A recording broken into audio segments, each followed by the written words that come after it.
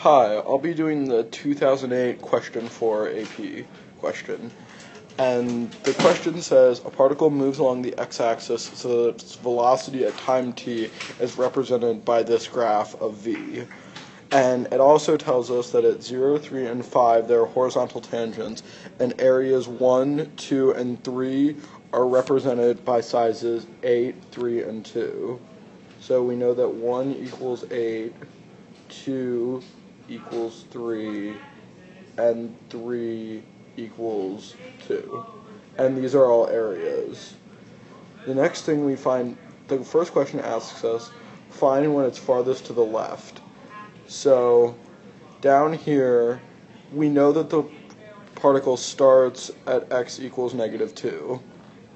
So I said at x equals 3, it's the smallest area. So it's the farthest left, so right there. And the reason I said that is because area 1 is represented by that integral, and integral of v of t is position. So because of that, we know that this is moving down -8. So the particle's gone from -2 to -8. And so we know that if the particle moves down 8 and then moves up 2 and then, or moves up 3 and then down 2 because of this, because this is 8, 3, and 2, we know that it's smallest here because it goes down and then up and then down a little bit. But we know that this is further down than that. So that's how I did number 1. And then number 2 says, how many points does it cross -8? So if we know that it starts at -2, what I did is I calculated all the zeros. So at x equals 0, position is -2. At x equals 3, position is -10. And then at x equals 5, position is -7.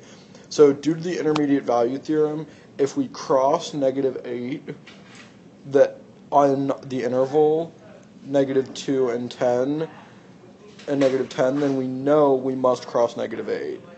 And then we also know that if we have -10 and -7, we have to cross -8 again. And then we know that when we go back down here-ish, we have to cross -8 one last time.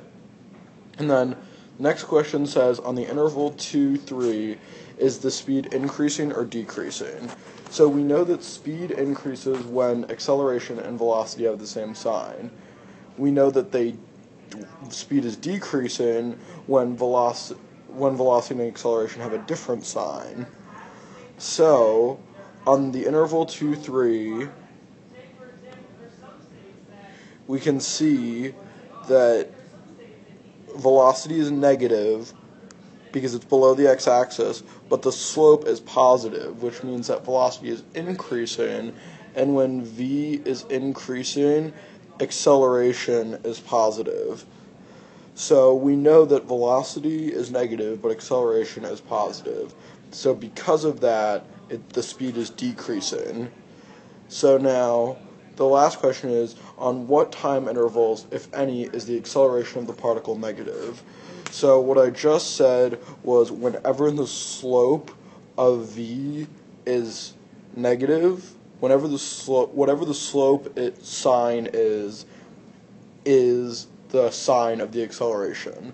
So if they're asking for when acceleration is negative, we need to find when s is negative, when the slope is neg. So we know that it's negative between 0 and 1, and we also know that it's negative between 5 and 6, or between 4 and 6, excuse me, because you can see that it's negative along here. So that's the answer. It's pretty straightforward. You just need to remember intermediate value theorem and the relationship between integral and derivative of position, velocity, and acceleration.